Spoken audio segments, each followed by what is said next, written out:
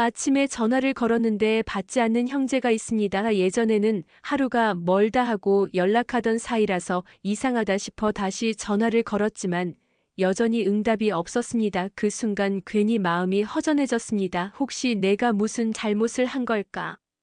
아니면 단순히 바쁜 걸까? 별것 아닌 상황인데도 마음 한켠이 쓸쓸해졌습니다. 나이가 들수록 형제와의 관계가 달라지고 멀어지는 순간들을 경험하게 됩니다. 사실 누구나 인생의 한 시점에서 형제자매와의 관계가 이전과는 다르게 느껴지는 순간이 찾아옵니다. 어린 시절 함께 밥을 먹고 다투며 자라던 사이가 어느새 남보다 더 멀게만 느껴지는 순간 말입니다. 왜 이런 일이 생기는 걸까요? 첫 번째 사례는 부모님이 돌아가신 뒤 달라진 관계에 관한 이야기입니다. 한 여성은 평생 부모님 집에서 명절마다 형제를 만나곤 했습니다. 부모님께 효도하겠다는 마음 하나로 모였고 자연스럽게 형제들과도 왕래가 이어졌습니다. 하지만 부모님이 세상을 떠나신 후 상황은 급격히 달라졌습니다. 이제는 모일 이유가 사라져버렸고 연락조차 뜸해졌습니다. 처음에는 서운했지만 곱씹어 보니 부모님이 사실상 형제를 이어주는 다리 역할을 했던 것이었습니다. 부모님의 빈자리는 단순히 가족의 슬픔을 넘어 관계의 끈을 약하게 만들었던 것입니다. 두 번째 사례는 경제적 차이로 인한 거리감입니다. 한 남성은 은퇴 후 작은 사업을 하다 실패하면서 형제들에게 금전적인 도움을 청하게 되었습니다. 처음에는 도와주던 형제들도 점차 피하기 시작했고 결국 서로의 마음에 깊은 상처가 남았습니다. 한때는 든든한 혈육이었지만 돈 문제 앞에서는 마음이 갈라지고 말았습니다. 반대로 경제적으로 성공한 형제가 가족 모임에서 은연중에 자랑을 늘어놓자 다른 형제들이 위축감을 느끼며 점점 거리를 두는 경우도 있습니다. 이렇게 생활의 격차가 생기면 형제 사이의 대화 주제도 달라지고 서로의 마음이 멀어지게 됩니다. 세 번째 사례는 생활 방식의 차이에서 비롯된 갈등입니다. 자매 사이였던 두 사람은 어릴 적엔 둘도 없는 친구처럼 지냈지만 결혼 이후 갈라진 삶의 방식 때문에 자주 부딪히게 되었습니다. 한 명은 전업주부로 가정을 중심에 두었고 다른 한 명은 직장에서 일하며 사회활동에 적극적이었습니다. 서로의 선택을 존중하지 못한 채 비난과 오해가 쌓이면서 대화조차 힘들어졌습니다. 결국은 연락을 피하고 명절에 잠깐 얼굴을 보는 정도로 관계가 축소되었습니다. 이렇듯 삶의 가치관과 생활 방식이 다르면 오히려 남보다 더 깊은 상처를 주고받을 수 있습니다. 이 세 가지 이야기는 많은 이들이 겪는 보편적인 경험입니다. 부모님의 부재 경제적 격차 생활 방식의 차이. 이 세 가지는 형제자매가 멀어지는 대표적인 이유이자 누구에게나 일어날 수 있는 현실입니다. 그러나 여기서 중요한 사실은 형제와 멀어지는 것이 단순히 불가피한 운명이 아니라는 점입니다. 관계를 유지하고 회복할 수 있는 방법도 분명히 있습니다. 먼저 부모님이 떠난 뒤 모일 이유가 사라진 경우에는 새로운 구심점을 만드는 노력이 필요합니다. 예를 들어 형제 중 누군가가 앞장서서 생일이나 기념일의 모임을 제안하거나 정기적으로 식사를 함께하는 자리를 마련하는 것입니다. 명절이 아니더라도 작은 계기를 통해 모이는 습관을 만들어야 합니다. 부모님의 빈자리를 대체할 수는 없지만 새로운 연결고리를 스스로 만드는 것은 가능합니다. 경제적 격차가 관계를 흔드는 경우에는 비교를 줄이고 현실을 인정하는 태도가 필요합니다. 형제는 경쟁자가 아니라 동반자라는 사실을 잊지 말아야 합니다. 도움을 요청할 때는 구체적이고 현실적인 선에서 말하는 것이 좋습니다. 그리고 도움을 받는 쪽도 감사의 마음을 분명히 표현하고 언젠가 다른 방식으로라도 갚겠다는 의지를 보여야 관계가 깨지지 않습니다. 무엇보다 중요한 것은 서로의 삶을 비교하지 않는 것입니다. 비교하는 순간 마음속 거리감은 더 커질 수밖에 없습니다. 생활 방식과 가치관의 차이로 갈등이 생기는 경우에는 기대치를 낮추는 것이 필요합니다. 모든 것을 공유하고 동의할 수는 없다는 사실을 인정해야 합니다.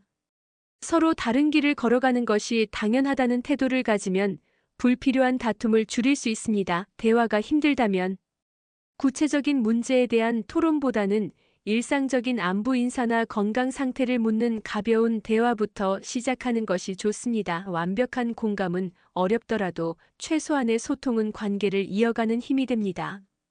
외로움이나 서운함을 느낄 때 형제에게 먼저 연락하는 용기도 필요합니다. 흔히 먼저 다가가면 지는 것처럼 생각하지만 사실은 반대입니다. 먼저 연락하는 사람은 관계를 지키는 주도권을 가진 사람입니다. 누군가가 그 역할을 하지 않는다면 관계는 점점 더 멀어질 뿐입니다. 결국 형제자매 관계는 피를 나눈 인연이라고 해서 자동으로 유지되는 것이 아닙니다.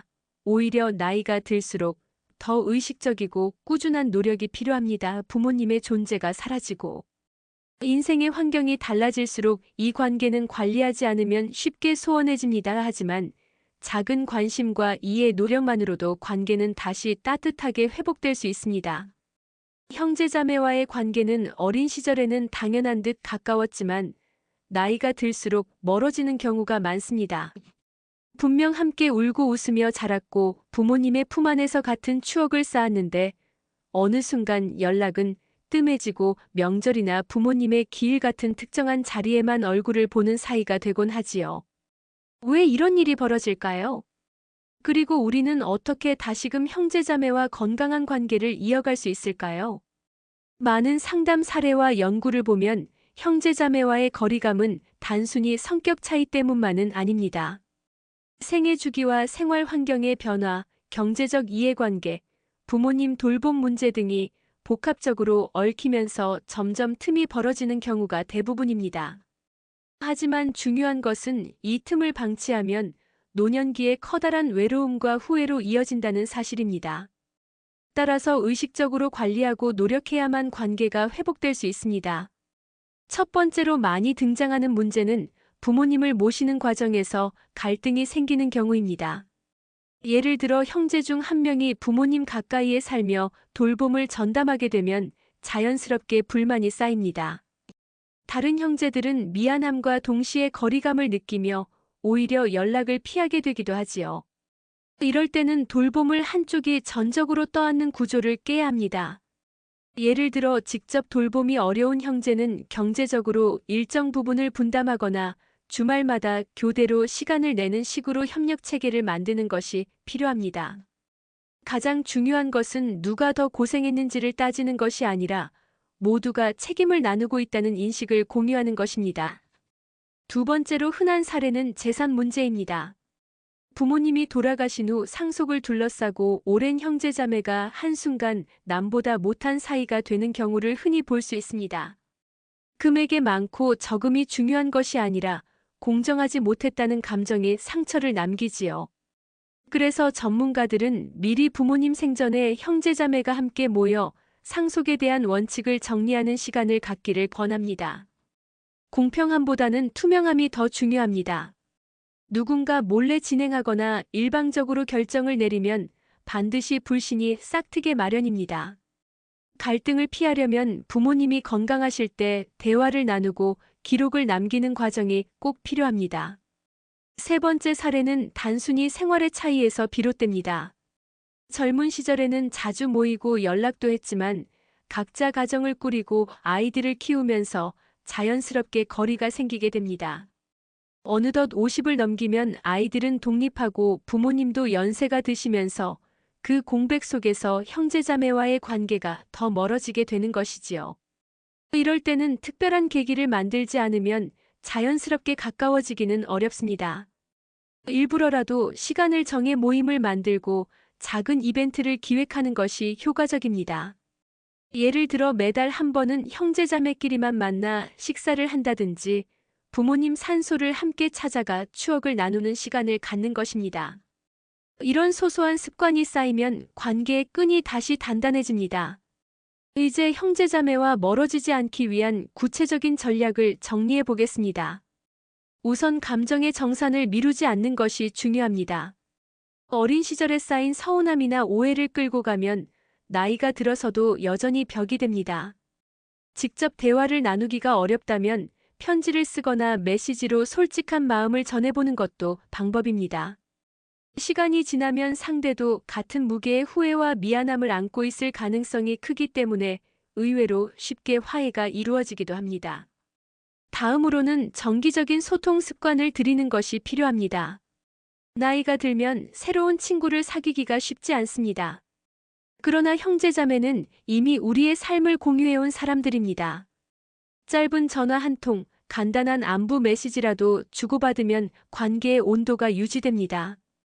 중요한 것은 특별한 일이 있을 때만 연락하지 말고 일상 속에서 자주 소통하는 것입니다. 날씨 얘기, 건강 얘기 같은 사소한 대화가 관계를 지탱하는 힘이 됩니다. 또 한 가지 전략은 역할 분담을 명확히 하는 것입니다. 부모님과 관련된 문제, 재산 문제, 가족 행사 등에서 각자 맡은 바를 분명히 하고 서로 존중하는 태도를 유지해야 갈등이 줄어듭니다. 가령 큰형은 재정적인 부분을 맡고 둘째는 부모님 병원 동행을 전담하며 셋째는 가족 모임을 주관하는 식으로 나누면 책임이 고르게 분산되고 서로의 노고를 인정할 수 있습니다. 마지막으로는 함께 추억을 만드는 시간을 의도적으로 마련해야 합니다. 어린 시절의 추억만으로는 관계를 이어가기 어렵습니다. 새로운 경험과 이야기를 공유해야만 성인이 된 이후에도 끈끈함을 유지할 수 있습니다. 여행을 함께 가거나 작은 봉사활동을 같이 하면서 새로운 기억을 쌓는 것이 좋은 방법입니다. 형제자매와의 관계는 시간이 지나면 자연스럽게 좋아질 것이라고 생각하기 쉽지만 현실은 정반대입니다. 노력하지 않으면 서서히 멀어질 뿐입니다. 그러나 의식적으로 대화의 문을 열고 작은 습관을 만들면 그 누구보다 든든한 인생의 동반자를 다시 얻을 수 있습니다. 인생의 후반부에서 형제자매는 그 어떤 친구보다도 오래 함께할 수 있는 존재이기 때문입니다. 여러분은 지금 형제자매와 어떤 관계를 맺고 계신가요? 혹시 연락이 끊긴 지 오래되었나요? 아니면 아직도 자주 만나며 서로 의지하고 계신가요? 오늘 이야기 속에서 공감되는 부분이 있으셨다면 여러분의 경험을 댓글로 나누어 주세요. 그리고 앞으로도 유익한 정보를 받아보실 수 있도록 구독과 좋아요도 부탁드립니다. 여러분의 한마디가 다른 분들에게도 큰 힘이 됩니다.